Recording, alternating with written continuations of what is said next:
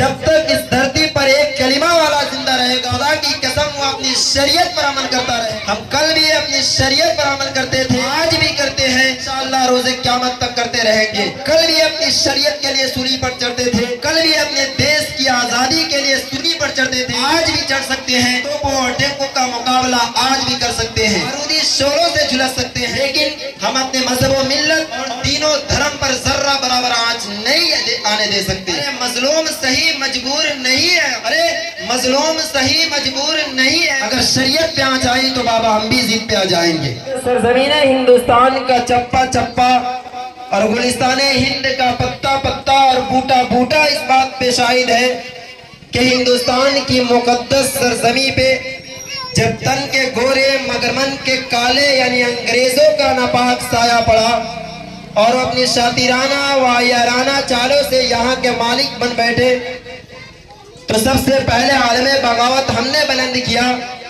रास्ते की गुर्बतों दूरी से बेफिक्र, राहों के खतरात से बेफिक्र होकर मुल्क की आज़ादी की तलाश में हमने फांसी के फंदों को चूम कर मंजिल का निशान पूछा।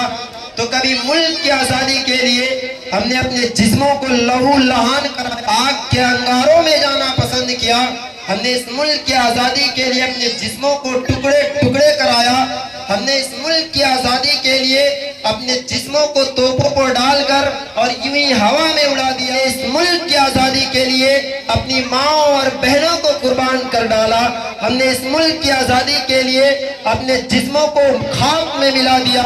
हमारे आबा व अजदाद ने इस मुल्क की आज़ादी के लिए अपने सरों को दरख्तों पर लटकाना गवारा किया, लेकिन अंग्रेज कुत्तों के सामने अपने सरों को झुकाना गवारा नहीं किया। गोया के बड़ी कुर्बानियों के बाद हमारा मुल्क अंग्रेजी इक़्तिदार से आज़ाद हुआ और हमारे आबा व अजदाद ने बहुत सोच समझ कर ये जमहूरियत का रास्ता इख्तियार किया ताकि मुख्तलिफ मज़ाहिब व अदियान और नज़रियात व अक़ायद के करोड़ों हिंदुस्तानी आज़ादी की हकीकी दौलत से सरफराज हो सके। लेकिन दोस्तों, आज़ादी के बाद वतन के लोग यूं मिले हमसे जैसे बेहिस बाप कोई दूसरी शादी के बाद। आपको यकीन नहीं है तो आप तारीख के औराक को उठाइए और उनके पन्नों को उलट कर देखिए कि आज़ादी के बाद से मुसलमानों के साथ किस तरह का रवैया इख्तियार किया गया, जुल्म व इस्तबदाद के कैसे कैसे हथियार इस्तेमाल किए गए। कभी गोरखछक के नाम पर मोहम्मद अखलाक का कत्ल किया जाता है, तो कभी मुजफ्फरनगर में हमारी माँ और बहनों को गाजर और मूली की तरह काट कर फेंक दिया जाता है, तो कभी गुजरात के अंदर हमारे छोटे छोटे मासूम बच्चे को यूं ही तोपों टैंकों और गोलियों से भून दिया जाता है। यह है जुल्म व इस्तबदाद की तारीख और पूरी दुनिया जानती है गुजरात के दंगे को।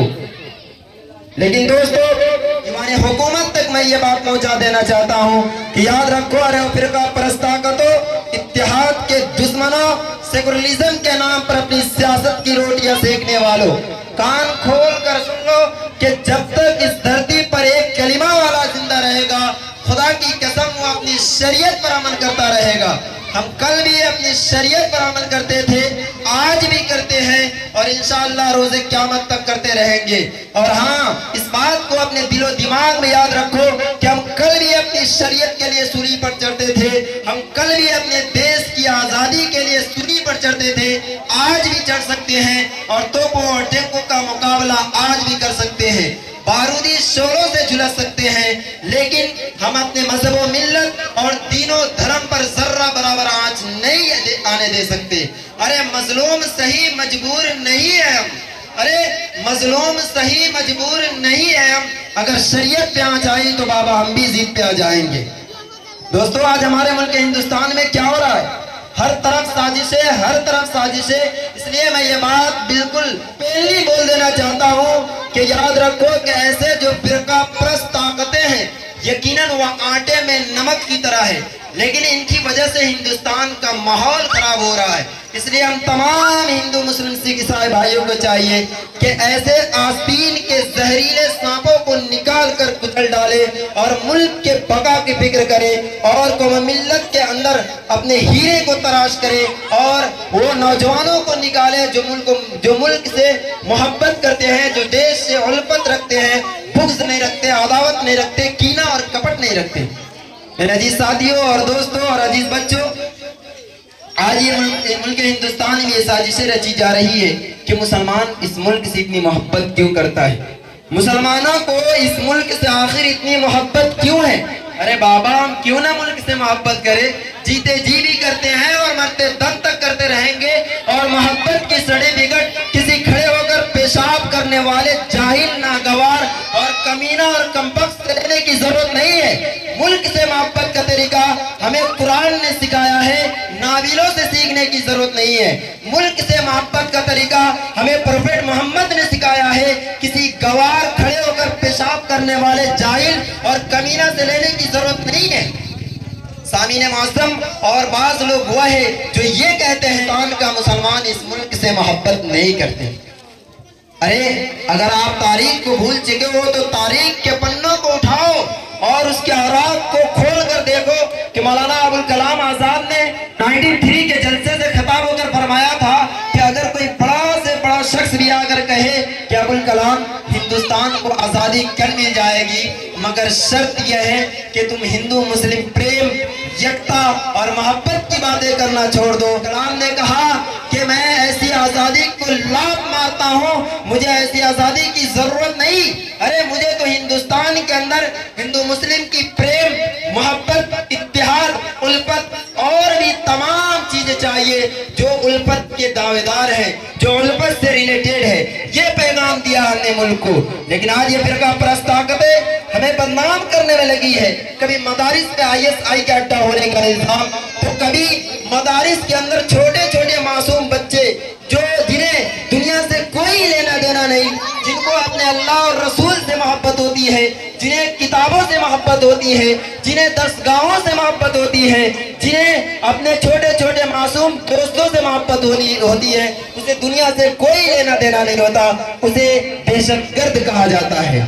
کہ اس ملک کو آزاد کرانے میں ہمارے تمام ہندوستانیوں کا ہاتھ ہے. اگر کوئی یہ شخص کہتا ہے کہ ہندوستان صرف آزاد ہوا ہے ایک مذہب کی بنیاد پر یا ایک فرقے کی بنیاد پر, تو ہندوستان کی آزادی ناقص ہوگی, ادھوری ہوگی, مکمل نہیں ہو سکتی. گویا کہ ہندوستان آزاد ہوا ہے تو ہندو بھی تھے, مسلم بھی تھے, سکھ اور عیسائی بھی تھے. تمام مذہب کے لوگوں نے مل کر ایک بینر تلے, ایک جھنڈے تلے اس ملک کے حق کے لیے, اس ملک کے لیے لوگوں نے اپنا آواز اٹھایا, بلند کیا اور انگریزوں کو 1947 میں یہاں سے بھگایا. تب جا کر ہمارا ملک آزاد ہوا ہے. اور ہاں, اس بات کو یاد رکھیں, کشمیر سے لے کر کنیا کماری تک, منی پور سے لے کر راجستھان تک, ہندوستان کے چپے چپے اور گوشے گوشے میں بسنے والا ہر رام اور رحیم کو پورا پورا حق ہے اور اس حق کو کوئی چھین نہیں سکتا.